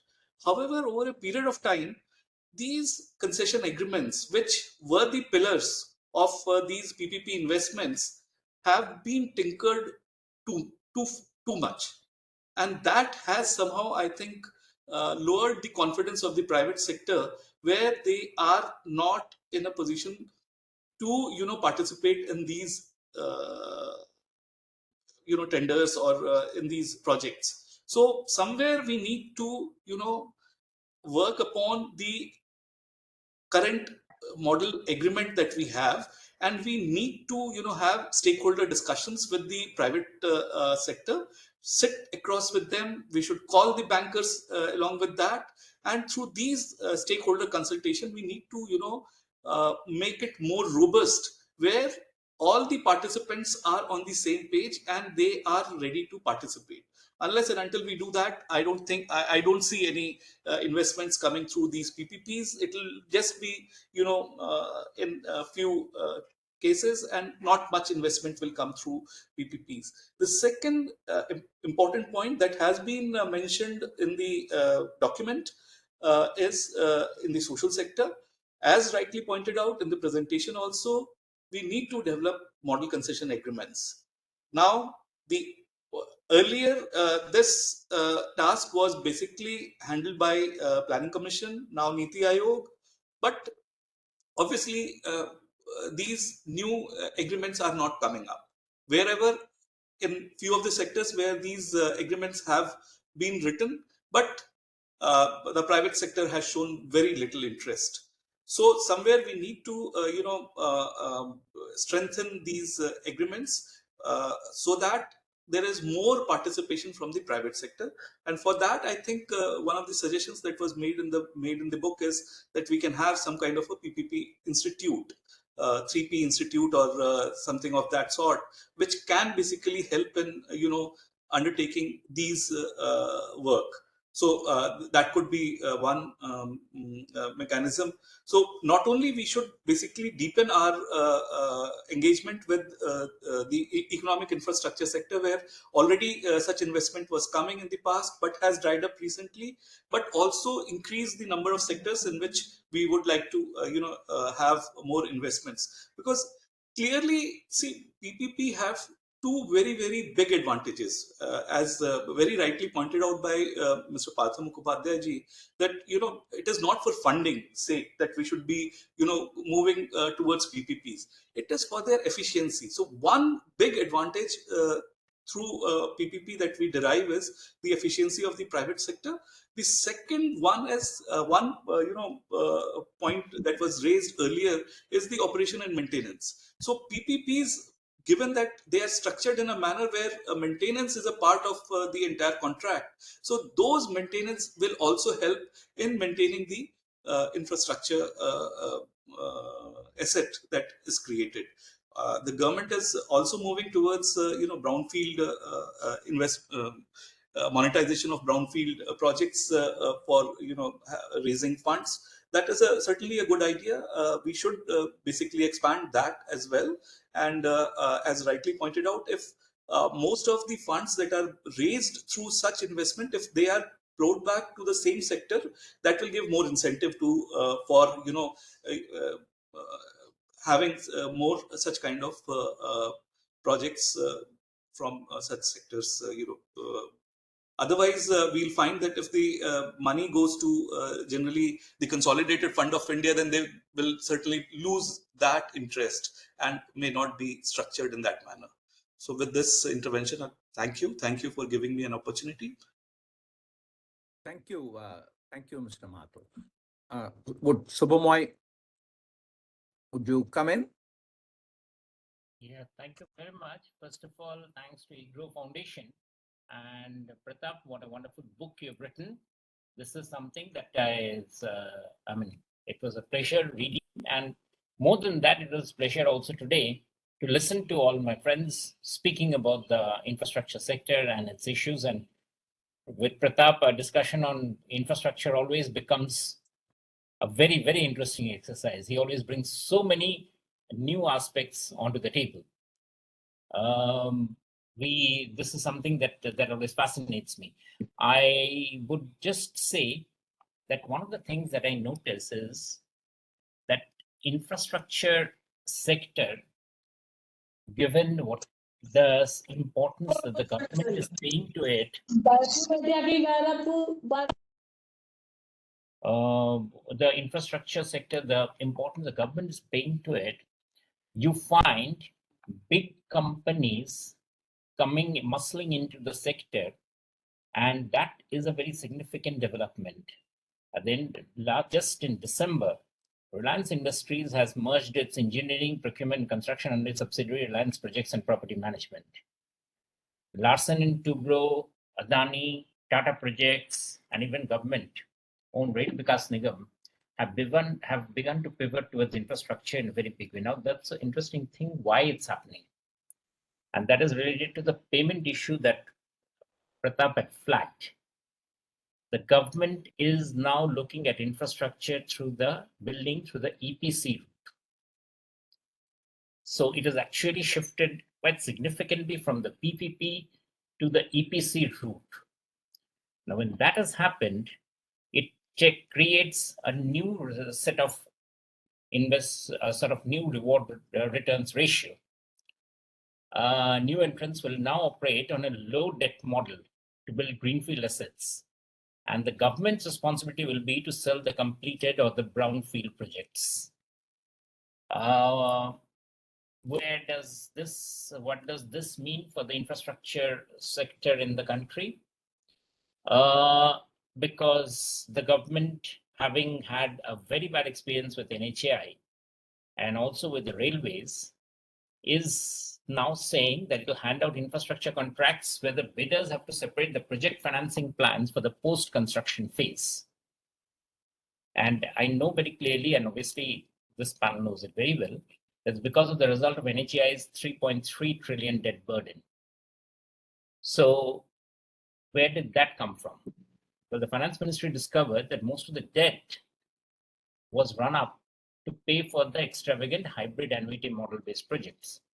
So now when it has become a government-run projects basis, I think it is time now to think, or rather to see how well or how badly this particular new model is working out. So I would say that the year 23-24 and 22-23, especially 23-24, we'll have to see the data on this as to how this model is panning out in terms of the infrastructure building infrastructure sector in India. Because we have data only about the past months, and there what NHAI has done or what the railways have done, we know, but now this has changed. So whether this has improved the entire payment mechanism for infrastructure projects, especially that separation between the post-construction and the construction phase, that has to be seen before we pass a judgment. Earlier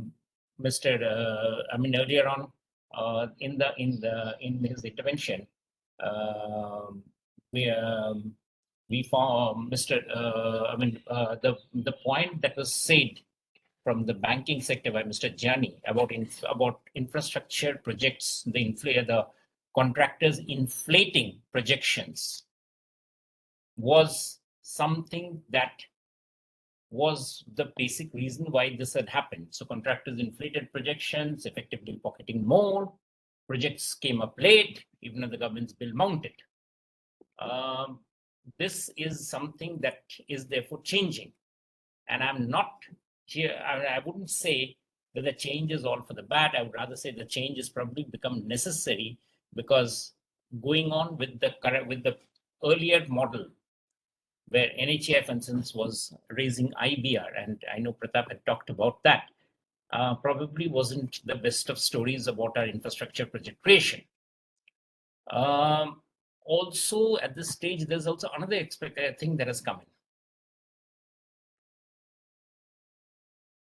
The finance ministry, this used to be an order earlier, but it has been picked up by the finance ministry, saying that at the pre-qualification bidding stage itself, the competent qualified tenderers will have to give a lot of detail, which they were supposed to give in any case. But now, even before, prior to the issue of the bid document, to the shortlisted bidders in the second stage, their experience of similar contracts, performance capability, and so on and so forth. Now, this paradigm for infrastructure project obviously suits the big companies, the bigger companies, which I started to say right at the beginning, that the bigger companies which can actually give a bigger, better balance sheet, better performance yardstick. So the infrastructure building pattern is now going to be and has become, and not going to be, has become, started becoming a very, very big company-led one. What will be their debt plans? What will be what will they be seeing in terms of what they want from the state to look at? This is something that we, I think, need to flag on. It is something that, as I said, this is the first year when these changes have come in. So it will need to be worked out. I would definitely say that the heydays of PPP-led projects is probably over. The government doesn't seem to, at least to the center, and I think the states will also follow in the same model, the appetite for PPPs anymore, even though we have, a lot of literature is coming up on that, but the idea seems to be that the government will build and then monetize the brownfield project, monetize the projects.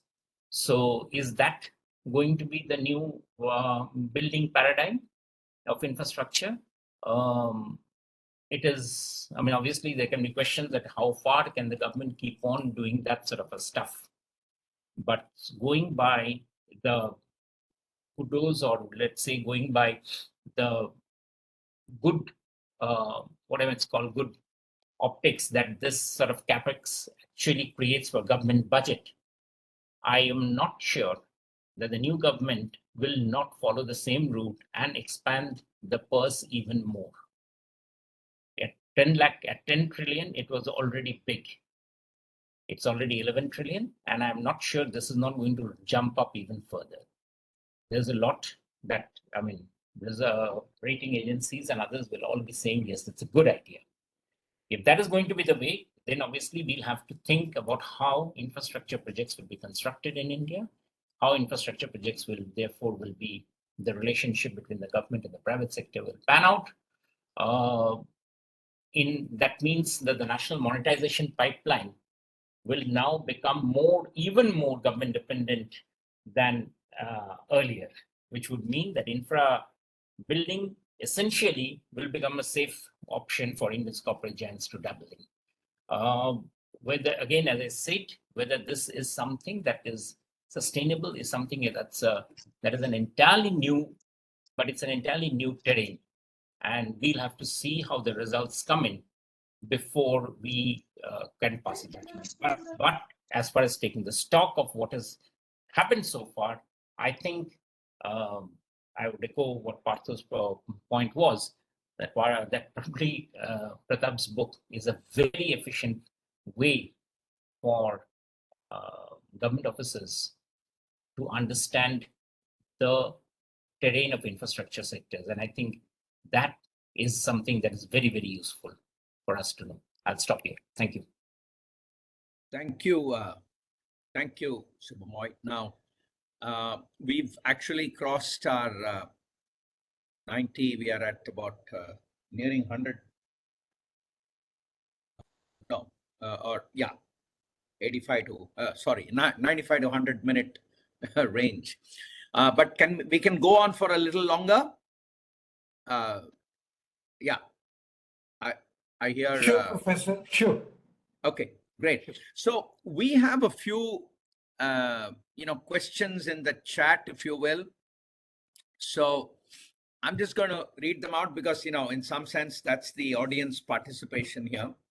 So this is for Mr. Pratap Kumar. Why not set up an infra bank to provide finance for infra projects at 1% interest per year? The source of capital at infra bank can come by reducing GST rate. Okay. So I don't know. What's your, would you like to respond? Yeah, there is a economic cost of capital. Yeah. The money has to be available. If you provide cheaper finance to infrastructure, you'll have to cut from somewhere else. I remember of a conversation in the Ministry of Finance in the budget division when we were discussing bailing out Air India repeatedly. They said we have a guarantee space of 1 lakh crore. If we give it to Air India, what happens to BSNL? So the resources are limited. Any extra help that we give to a particular sector, it would have to be worked out. And there would be commensurate reductions for other more deserving. Okay, thank you. Then there is, what are the main obstacles that the Indian economy is facing with regard to PPP infrastructure? I guess we've addressed that, fairly general question, but it's been addressed. There's a person saying very informative. Can we have the PPT? So that's a question for you, for the organizers. If Kumar Pratap would permit us, we will put it along with the presentation, which will be on the website tomorrow. If not, on request, people can reach us and we will take permission from Kumar Pratap to give it to them. That's the rule we normally follow. Okay. Another one for Mr. Kumar. Capital of ABFID is interest-bearing funds. Sorry, is that NABFID or? Should be NABFID. Should be NABFID. Yeah. National Bank Fund. Right. So it doesn't, that's really not a question. I guess, is there anything you wish to counter that or whatever? The earlier financial institutions, IDBI, ICICI, and IFCI, had access to cheaper finance. Now the government is already putting in a lot of money as a grant into NABFID, like 5,000 crore as hedging cost. So the cost of capital has been reduced. The tax-free window has gone for everybody, but the government is putting in a lot of money into NABFID, but without much success to show right now. Okay. We have a question from one Satish Verma. Charging user cost seems reasonable, but what about the facility which is for the poor? Case of water supply, in which case water sucking pumps decimating the flow to other users in the neighbor who are paying the same amount of user charge, but without any service, besides raising the question of legality of such arrangements by perpetrators, which is also unethical. Any suggestion, please? So, user charges and the fact that what if somebody is misusing, yeah, please, would you like to add to it? Yeah, I see Mr. Verma's hands up. Yeah, just to reframe the same question, there is some typographical mistakes there. Yeah. I do realize it. I'm sorry for that. The question is that you have mentioned that reasonable user charge should be there for these public utilities. Now, the issue basically is that there are certain public utilities which are being misused by the people themselves. So what the government is doing about it? Of course, regarding the infrastructure, we have talked a lot. But what about the quality of these services? You mentioned the user charge. Everybody pays the user charge. For example, in case of water supply, people have installed high power water sucking pumps on the corporation water supply pipelines, and the people in the neighborhood, they don't get any flow of water whatsoever. It is totally decimates. Now the user charge is being paid. People do not mind paying the user charge. They don't mind paying the user charge, even if you double it, no problem. But the supply, this point has been raised earlier also probably. Now the issue basically is how to correct it. Applying these water sucking water sucking pumps, is it legal? Number one. Number two, how to improve the quality of this very important public utility for the, and another suggestion is being given that if they use the underground water and they install their own pumps, so we must tax, we must charge, put a charge on it. What about the existing one, which the corporation is supposed to give? I think some more should have been written over here. Otherwise, it is an excellent presentation. I have really enjoyed it. It's a very well researched one, a comprehensive one, no doubt about it. Thank you very much. Thank you. Yeah, Mr. Pratap. There's, if you need to charge for services, you need to improve the quality of service. Otherwise, there's no acceptability. And then there are law and order issues. If certain pumps should not be there, that's a matter of enforcement. Of course, those should be enforced. For example, in Delhi, you cannot do fresh boring to extract groundwater. That's a law, and that's being enforced. Yeah. Okay.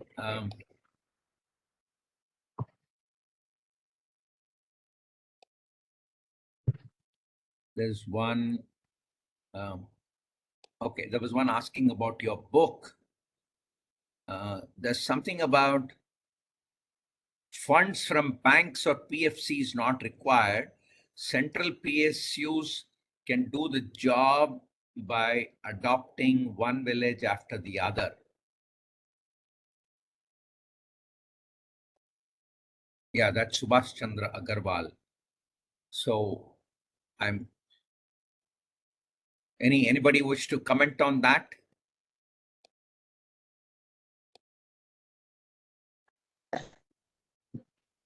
PSUs are in a very contested space.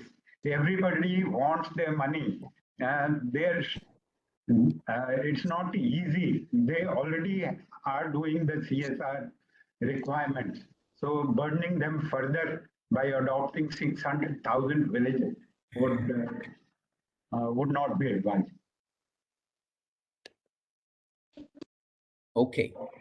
And then there was a question about the details about your book. I think Partha has already put it in the chat, the link. So is there anybody else who wishes to ask a question? Yes. Yes, Chad. So, Kumar, Pratap, as everybody has said, I totally agree. Excellent presentation and the detailed coverage that you provided, very, very informative. I had two questions. One is for evaluation of these projects, long gestation period and all those challenges which come in. For the evaluation of these projects, what does the government do? How does it, what is the evaluative process? What is the discount rate they use? How do they go about it? That's, I'm really inquisitive because such long gestation projects these are. The second issue is in India, most of the time, we have been criticizing, and obviously on the premise that our bond market is not well developed, that for infrastructure financing, we need as a prerequisite a well-developed bond market. What is your view on that? Thank you. On the discount rate, Traditionally, the Niti Aayog has been taking a number of 12% discount rate for, and probably the number needs to be revisited, given that the risk-free rate, which is a major component of the discount rate, has gone down. So this number has to be revisited. On the and there is a formal process. All public investment projects go through the Public Investment Board chaired by the Finance Secretary or the Secretary of the Department of Expenditure, where Niti Aayog, Project Appraisal and Management Division is represented. So there's a formal process through which, but there's very little enforceability.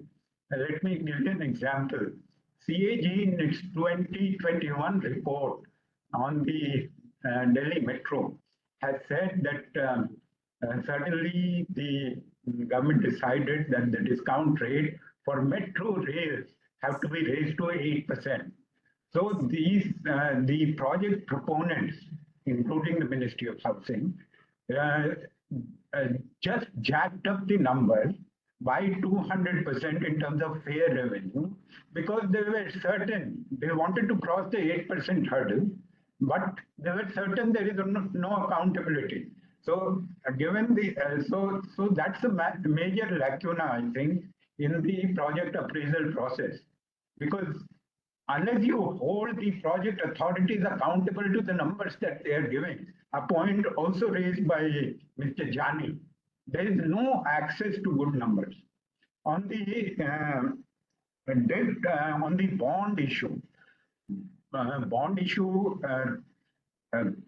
banks, it's the easier route for infrastructure financing is the banks. This is seen the world over. They are the major source of debt finance. But other jurisdictions, including say US or Canada, they have a very thriving bond market like the municipal bond market, which is quite active in the US with a total asset under management of about $4 trillion, which is used to fund infrastructure. Now, the Government of India also tried to do some interest subvention for activating the municipal bond market. It did not happen. There was an uptake of about 3,500 crores, but the moment this crutch was gone, all municipal bond raising money disappeared. So it needs to be done. There is no tax-free route right now. So, for example, the infrastructure debt funds, and they are refinancing infrastructure projects. And since they already built projects, the risk has gone down. So they are able to do it, and they have funded about over 37,000 crores worth of infrastructure. So those are some of the options that would have to be tried. But right now, there's this basic problem of BBB rating of infrastructure projects generally, because they are funded on a non-recourse basis. They cannot depend on the sponsor balance sheet. So there is a requirement for credit enhancement. We in the Ministry of Finance, when I was GAIS Infrastructure, we had proposed a dedicated agency for credit enhancement, ultimately not cleared by the government. So I think there remains a strong case for coming out with a dedicated agency for credit enhancement in order to bring the bond market to scale. Thank you.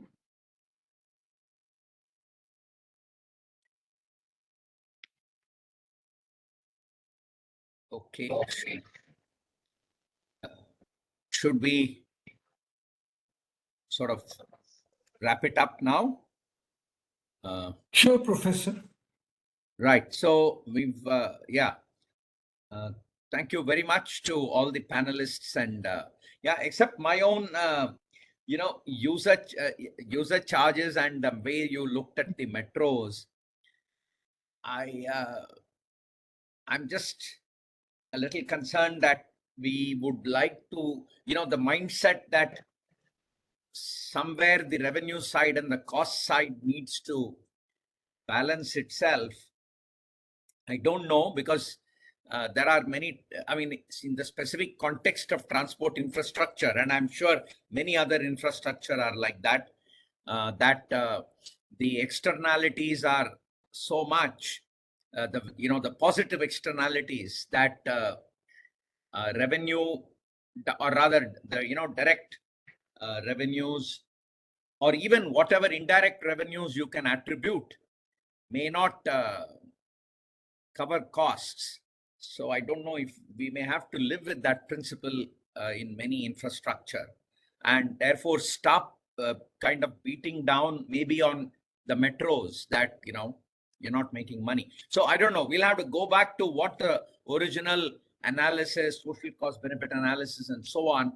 Unless those analysis, because of this overarching principle that I must be able to balance, and therefore numbers were overstated just to make the project look viable, and then today it is not. So I think somewhere we need to also have the reality around these things. So anyway, that's a point. The other thing on brownfield assets, completely agree with you. I think highly under leveraged in India, so many government assets. I mean, warehousing is one sector that I have studied a bit. I think the entire warehousing infrastructure of food corporations, central warehousing corporations, state warehousing corporations, with the land that is vested with them, the poor quality warehouses that many of them have, a great opportunity to bring in PPP and, get them to really unlock value around it. So that's, I mean, just one example, and I'm sure there are many other domains where this is possible. And of course, the TOT on, well, again, to up to what level of roads would we go and say that, user pay principle has to apply. But at a broad level, I would say probably there are more roads where one can go for the, TOT and increase revenues. But these are just some thoughts from my side. And well, otherwise, thank you very much. I think very insightful and very insightful additions by our colleagues in the panel, and for the questions and the chat box participation. Yeah. Thank you very much. Thank you. Thank you. Yeah. So I must thank you, Professor Raghuram, for having accepted this invite of ours to chair the session. You brought in so much of value to the discussion. So thank you very much for being with us. And I want to also thank Kumar Pratapji for his book and agreeing to be with us and make this beautiful presentation that he made. The discussants have played their role so beautifully. My own dear friend and colleague, Kamalkishore Jani ji, we were together on the board of the National Housing Bank, and his vast experience in IDBI, where he has soiled his hands with these issues for more than 3 decades. And at the National Housing Bank, I used to see him on the board asking these questions so clearly. I also want to thank Partha Mukhopadhyay ji. I've heard him today for the first time. I think I want to thank him for being with us, sharing his thoughts. So it's true for Mr. Praveen Mahto. I'll be coming back to you. I think I need to be in touch with you because the type of issues that you have raised. And of course, my other dear friend, Subhomoy Bhattacharjee, whom I normally meet on the TV sets, doing debates and discussions together. I want to thank each one of you, dear discussants. Mr. Kumar Pratapji, really a big thank, and Professor Raghuram once again. After a long time, we have shared the dais. I was there at IIM Bangalore under your directorship. So I want to thank you for accepting our invite and being with us. The presentation today, as you have noticed, very rich presentation, very rigorous discussion. The quality has been really very high. It's going to be useful to Niti Aayog, to the ministry. I'm sure Dr. Mahto is going to benefit from it. So therefore, we'll be on the website tomorrow by noon. You're welcome to use it the way you wish. My own request is, it's my personal request, most of the speakers, I for one, my own self, don't like to share my PowerPoints. They are made with great trouble at a cost. But in case somebody wants a PowerPoint, is welcome to write to me. I will pass on your request to Kumar Pratapji, and if he wants, we will share the PPT.